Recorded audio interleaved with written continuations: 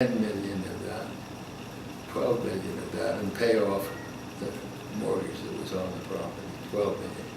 So that left us 3 million. And by the time we had all the I's and T's dotted and crossed, we were way under. So the 3 million just cleaned us up, and then we went from there. And you were able to proceed with your vision of an open community. Yes. A racially integrated community. Right. And what was the reaction of local government at the time to that? Well, as I remember it, Bob Dix was the supervisor. No, that would have been much later. Bob Dix would have been much later.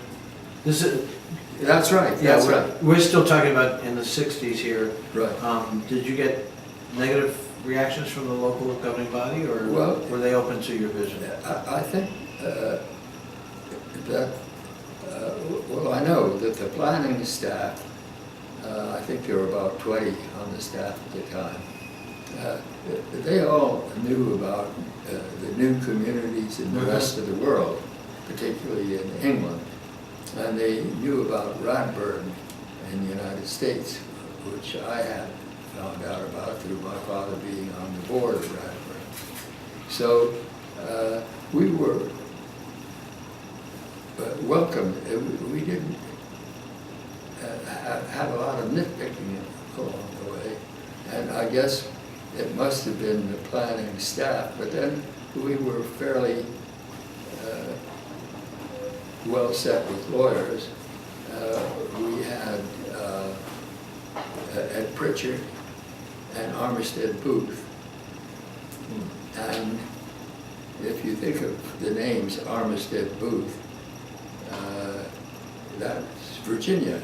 Yeah. So him representing us in some areas and Pritchard and others,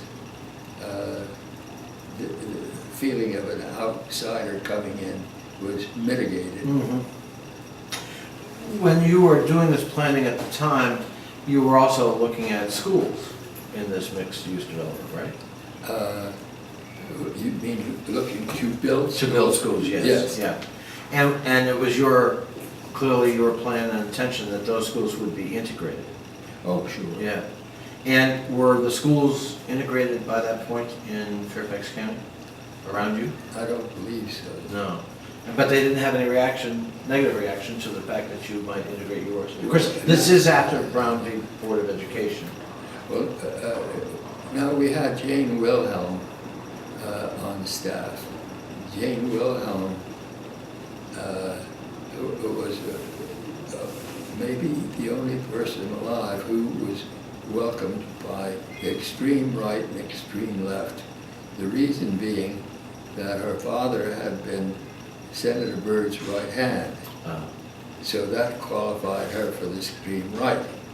And she herself had all the instincts of extreme left, or not extreme, of sensible left. So when it came to the whole business of schools, we also had a cousin of mine who happened to be a New Yorker and worked at the United Nations, and very, very bright lady. And she worked with Jane Wilhelm on things like education, the other social programs. You know, it sounds, Bob, like what you did was revolutionary, but it sounds like you didn't feel all that revolutionary at the time. That's, 1 second. Gotta reset. It does it in 30-minute increments. So can you ask the question again? Sure. Yeah, we gotta get that question again. Let's go. Yeah, just tell me when you're ready.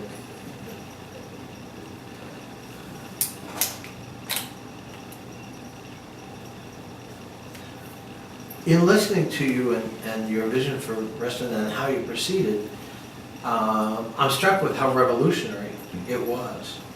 And yet I'm also struck listening to you, Bob, that you didn't feel all that revolutionary at the time. well, I think the first time it really hit me was the reception we got on our opening. It was a very small project. It was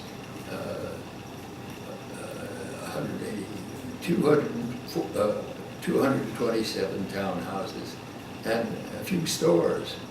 And Initially. yes, Yeah. this is how we opened. But we had Life, Look, New York Times, Washington Post, International Press. We were knocked out by this. Obviously, if you think about it, you couldn't have hired the best public relations people in the world and gotten that as a result. It had to be something else. And that's because for the U.S., this was revolutionary. So in answer to your question, that's what I felt all of a sudden that this was. That's when you could appreciate others' reactions. Yes. You know, what came natural to you. Yeah. Can I go back a little bit to your personal history?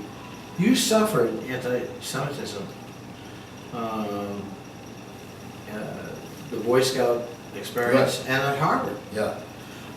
Do you think that that experience maybe had an impact on how you approached Reston and what you wanted here in terms of an open, diverse, tolerant community? That's occurred to me on occasion, but I haven't been into psychoanalysis. And I don't want to pretend I'm Dr. Freud. It just struck me that maybe that had something to do with your attitude about not wanting to inflict that on I others. think so too. Yeah. Well, and now Reston is this thriving, multiracial, multi-ethnic community that really has made a huge footprint in Northern Virginia. And I know the broader community is so grateful it's here and that you did what you did. You must be proud. Well, I'm sure I enjoy living here and the feeling that it's well accepted. Yeah. Well, Bob, thank you for sharing your story. I think you've really made a difference in attitudes toward tolerance and race in Northern Virginia.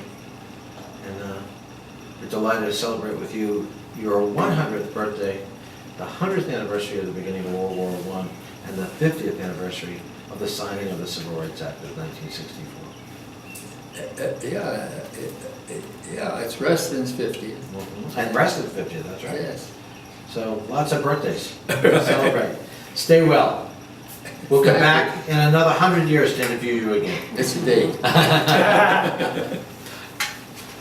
All right? That was great.